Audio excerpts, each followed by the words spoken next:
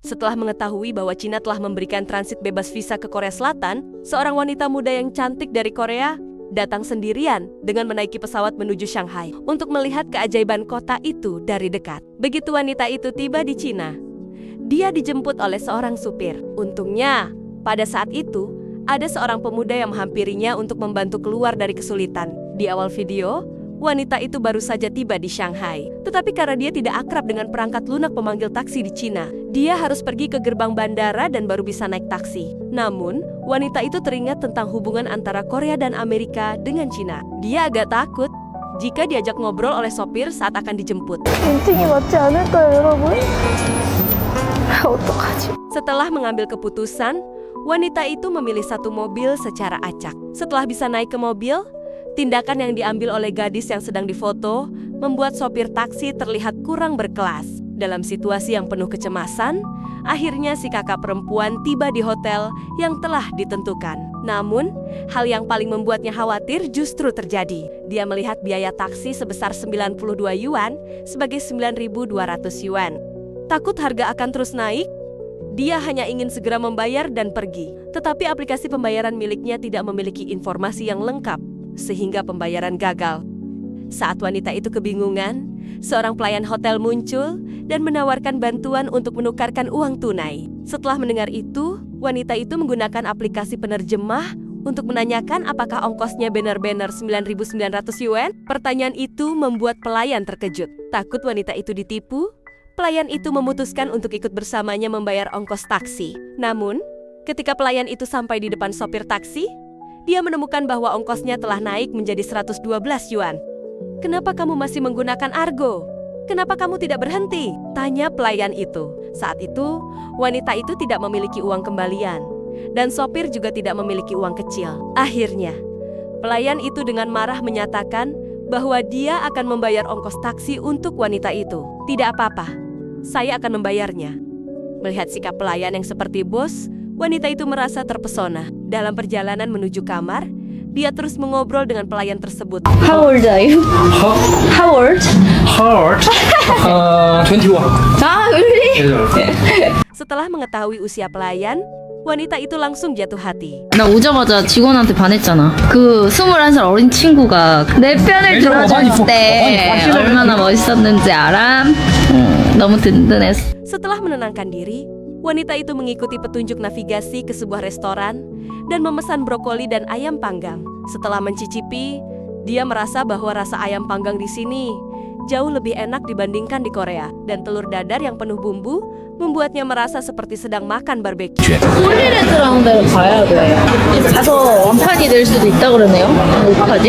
Setelah makan, wanita itu pergi ke sebuah toko kue untuk membeli kue yang sedang viral di Korea. Tetapi kue tersebut sudah habis. Dia hanya bisa membeli kue dengan kemasan dan rasa yang mirip. Setelah menyimpan makanan ringan yang dibeli di hotel, wanita itu naik taksi menuju Disneyland yang sangat ingin dia kunjungi. Karena sahabatnya juga berada di Cina dan mengundangnya untuk bermain di Disneyland. Mereka bertemu di sebuah kafe dan memutuskan untuk berkeliling di pusat perbelanjaan sebelum masuk ke taman hiburan. Melihat bonka-bonka di depan mata, wanita itu sangat ingin membeli satu untuk dibawa pulang. Tetapi dia khawatir bagasinya tidak cukup. Akhirnya, dia hanya bisa berfoto dengan boneka tersebut. Setelah berkeliling di pusat perbelanjaan, mereka masuk ke Disneyland dan merasakan pengalaman yang tak terlupakan. Di wahana perahu bajak laut yang membuat mereka berteriak kegirangan. Setelah keluar dari wahana, wanita itu tetap membeli boneka yang dia inginkan. Saat malam tiba, sahabat dan sepupunya pergi. Dan wanita itu pergi sendirian ke restoran udang kecil di dekatnya. Dia sudah melihat aktor film dalam negeri yang makan dengan lahap. Dan setelah rekomendasi dari pelayan, dia memesan udang asam pedas yang terkenal di kalangan wisatawan Korea. Hanya dengan satu gigitan, dia tidak bisa menahan diri. Dan merasa bahwa rasa lezatnya membuatnya ingin terus makan. Bahkan dia menghabiskan porsi untuk 3 orang. Keesokan harinya, wanita itu bangun siang dan mengikuti panduan untuk pergi ke restoran Cina yang wajib dikunjungi oleh orang Korea. Namun, saat mencoba memindai untuk memesan, dia mengalami kesulitan dan tidak bisa membuka aplikasi. Setelah pelayan mendekat untuk membantu, wanita itu baru menyadari bahwa dia menggunakan aplikasi yang salah. Setelah berhasil memindai, dia langsung memesan beberapa hidangan khas. Dan setiap hidangan membuatnya terkesan. 너무 맛있어서 감탄이 나오네. 되게 익숙한 맛인데 너무 맛있어. 브로콜리에 숲 있잖아요, 머리. Setelah makan, wanita itu berencana untuk mengunjungi menara Oriental Pearl. Dia menemukan titik foto, tetapi karena sendirian, dia memutuskan untuk meminta bantuan orang yang lewat. Excuse me, can I take a picture? Okay. Thank you. Dengan bantuan dua orang tersebut, dia dengan cepat mengambil beberapa foto. Melihat keberanian wanita itu, banyak netizen dari Eropa dan Amerika merasa terkejut karena di negara mereka tidak ada yang berani menyerahkan ponsel kepada orang asing. Saat malam tiba, dia kembali ke hotel untuk bersiap-siap, lalu memesan taksi untuk pergi makan barbeque. Dengan cepat, wanita itu tiba di restoran. Dan saat mengantri, seorang kakek meminta untuk berfoto bersamanya. Thank you.